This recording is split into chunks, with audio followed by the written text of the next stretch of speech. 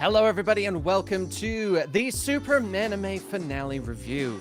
We are going to be reviewing the episode 10, Heart of the Fathers. He is Hassan. I am Dan. Let's get into this. Heart of the Fathers, this is the Thanksgiving episode.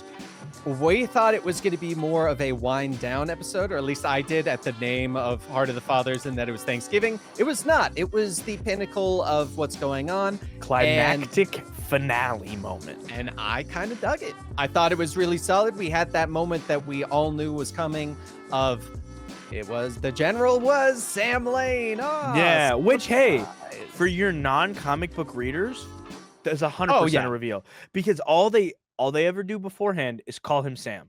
That's it. And the you don't know general. anything. Or the Do they call him Sam? They call him Sam. Oh, they call okay. him the general. And but then they never say Lane, and Lois never says her father's name. Yeah, exactly. So yeah, I think they call him the general up until the backstory episode of Amanda Waller, and then they proceed to call him Sam for the rest of that. But yeah, you're right. There was no reveals. There's no spoilies for the non-viewers. I actually saw a lot of people on Twitter who were watching it for the first time as non-Superman fans, and or maybe Superman fans were retweeting people who hadn't seen it or hadn't been part of the Superman mythos, and they loved it. And I think that reveal is awesome. I need to find the general. And Lois is talking about her dad, and then when the door opens, imagine if you had no idea. That'd be what? It gave off the vibes of Spider-Man walking in and seeing the Vulture.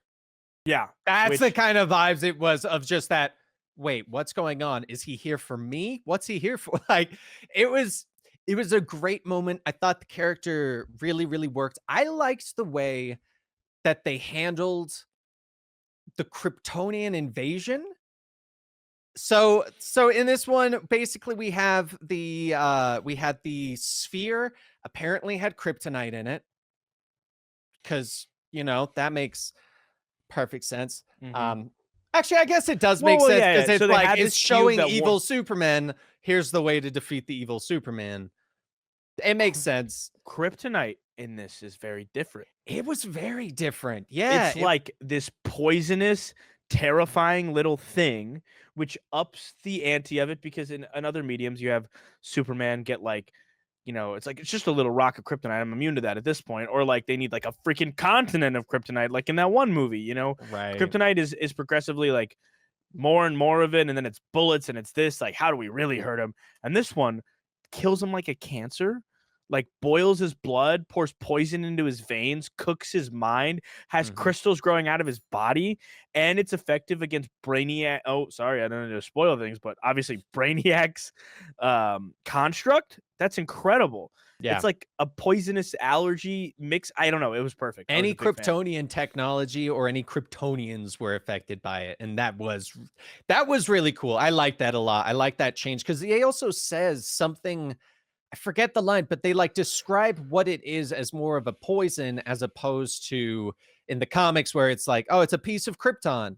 And I have a feeling it was probably because the writers were like, hey, doesn't really make sense that part of his home planet poisons him. What if we make this an actual poison? Well, and before our comic book junkies get in the comment section, it does make sense, as the yellow sun is irradiating the Kryptonians and giving them power. It's irradiating the minerals and giving it a negating power. Because, when I walk on dirt's technically, it doesn't hurt me here, but it'll hurt me in another planet. I don't know. Actually, it doesn't make any sense. I reverse that. It doesn't make any sense. Never forget. There's a pink kryptonite. There's a pink kryptonite from the comics that notoriously makes Superman gay. So we have... Does that pink one turn him into a woman? Different times it's on different things. There was one where he became gay. Okay. Yeah. There's quite a few different ones. Red kryptonite in Smallville is the best because Clark gets rid of his inhibitions and becomes just a horn dog. He becomes a horn dog, but he's also really cool. He's I think Lex is Clark, you don't want to do this. He goes, you can maybe get the hell out of my way. And he chuckles at him and he walks by. Smallville's getting a really big resurgence on Twitter right now. Really, really big for whatever reason. I'm sure you are loving. I have never had more fun in my life. And there's a sex scene that's on the CW with him on Red K. And it's I don't know if you could have put this on the CW. That's a lot. There's no, the skin is limited to the CW amount of skin, but what's happening? Feels like we've crossed into another territory. And they're tweeting like Tom Welling notoriously had a wife during this situation too. That's so Um, funny. but yeah, Kryptonite always been kind of a tumultuous thing because Superman is infallible until this comes in, or Red Sun, and you create a lot of different things. And if the bad guys know you have kryptonite, they can like negate everything. This little sliver of kryptonite just cooking them is, I thought it was so cool. It was really like it added such a wonderful texture to it. I want to know who the Kryptonian in the suit is. Do you have a It's guess who Zod. the Oh yeah, I'm It's sorry. I'm tripping. No, 100% no, Zod. I'm tripping. I forgot the end of Because the of the episode. fact of Said his Neil. exactly. That Yeah. at first I was like, wait a second, is this maybe like another Brainiac? Because there's obviously Yeah. Brainiac 1, I love 5, that 8, I 9. forgot And the then he last said scene. Neil. And I was like, that's odd. I love that That's I like forgot the final scene where he said that just for that 1 okay. second. I was like, "Oh yeah, I wonder." Oh no, we already have this theory. This is done and done. Yeah, it's Brainiac has a cool design. People were saying that they like that everything is designed similar, but they were having trouble discerning Brainiac from Zod. I didn't have trouble. I think that was purposeful. I think the Yeah. entire purpose of that is to throw people off the fact that it might be another Kryptonian. Because like we were just saying, people who don't know the comics would not think that's Zod because they don't know who Zod is and they don't recognize, oh, Neil, that's obviously Zod because he always says that. And the suit that he's wearing, you don't immediately think Kryptonian. So I think that's a good little misdirect while giving a little something to fans, but also going, but we might change it.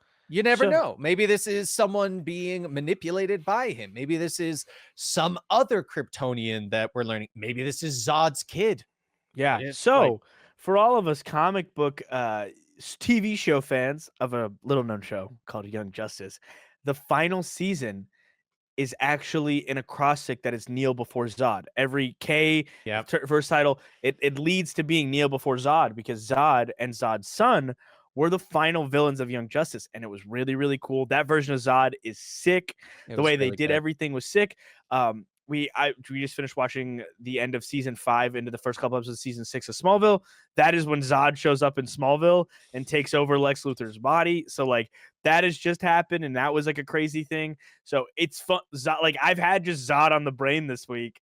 So the second you hear Neil, it's like my girlfriend doesn't know anything. She's like, "Oh, what does that mean?" Okay, cool. Doesn't mean anything to me. That's like irrelevant information. But then like for me, it's like Neil before Zod, and it's just exciting. I can't believe I'm finding myself liking like a Superman like this. Like even Superman and Lois, which is my favorite Superman thing that's happened recently. And I'll say that includes Smallville as like a diehard born and raised Smallville fan. Superman and Lois does it well. I love Clark in that. I freaking love Tyler Hoechlin, but I think I'm more attached to that show because of the Superboy aspect. It's like the ground floor aspect of it because Superman still is this bigger than all God, and I think on that show they do a good job of like the one time he had to like threaten a guy at a bar for threatening his kids, and it's this incredible scene. I think that this is like Superman's like a guy like I want to hang out with. Like I want to be my friend.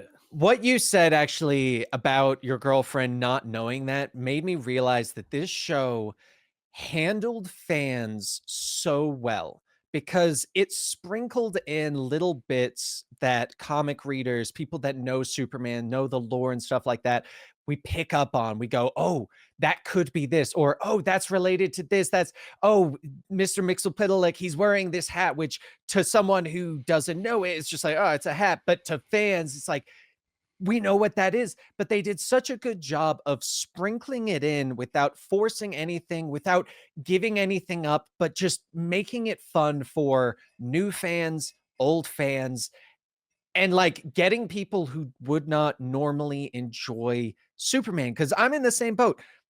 I'm with most people. Superman's kind of boring because most of the time you go, okay, he's the strongest person.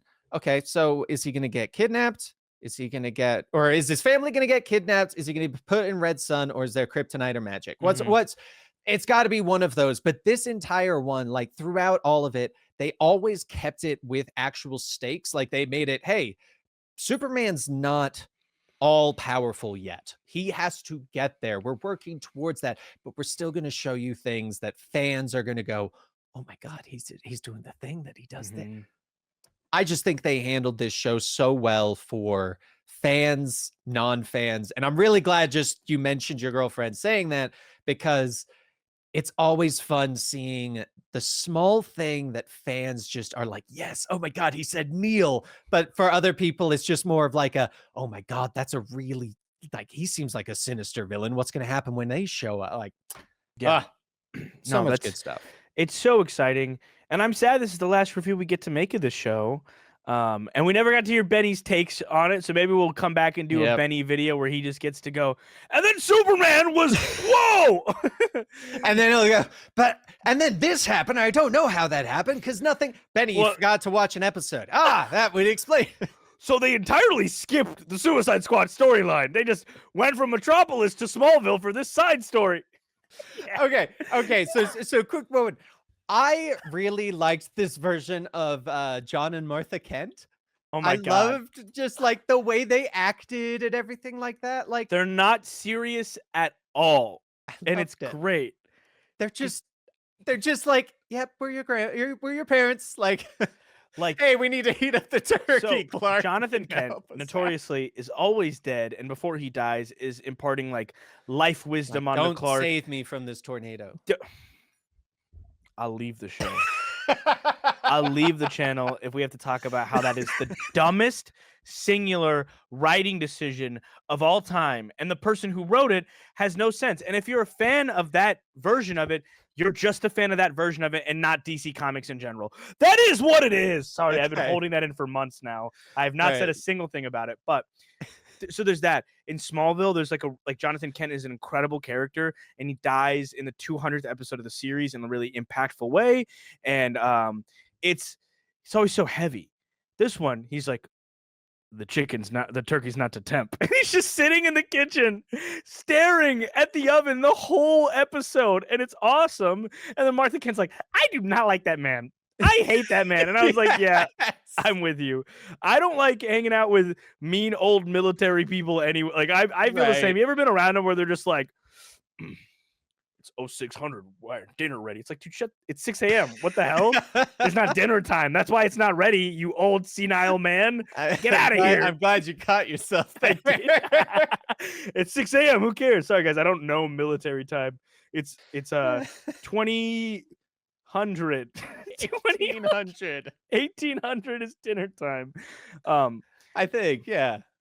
But yeah, this Martha Kent is very much Deku's mom in My Hero Academia. Oh my god! She totally is. She even looks like it. She like looks that exactly older, like her, Oh my yeah. god. Looks exactly like her. Oh my gosh, that Um, is exactly who it is. But I liked the way they did that because in every other iteration, Martha and John are basically just like they're treated like God, not gods per se, but the most patient, philosophical, understanding, like people. And this one, they're just people who raised a kid who had superpowers. Yeah, they just love their son. They just stood over their son. Somebody in our chat said, "Why is General Lane just being Amanda Waller?" I mean, he's not. He's playing General Lane. They work Well- together. It's cool to like tie in their narratives because General Lane kind of does nothing in most iterations. He's just makeshift general for storyline. It's him or General Wade Eiling, who's like a villain. And when it's Lane, you're like, you don't know if he's gonna do the good thing or the bad thing. It's Eiling, you know he's gonna be evil.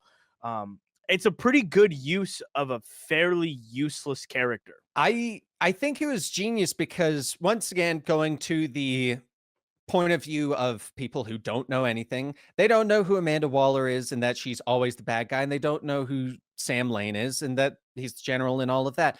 And the reason why they had both of them, and the reason why both of them were almost identical for the first couple episodes, it's called a literary device. It's to show you the two different directions that you can go when faced with something like this. If you are the person in control, there's this superpowered being, it's an alien, you don't know, there's two directions to go. You go with the people you trust, and you trust this being, and you go like that, or you go, I can't trust anything or anyone, and I am going to take care of it as if it is always going to be a villainous thing. And that's the whole point of it, is to show you you can go both directions. The dichotomy is awesome. It's such a good idea of like Sam Lane has humanity, Waller has never had humanity. Waller is a slimy piece of shit in every iteration they've ever been in.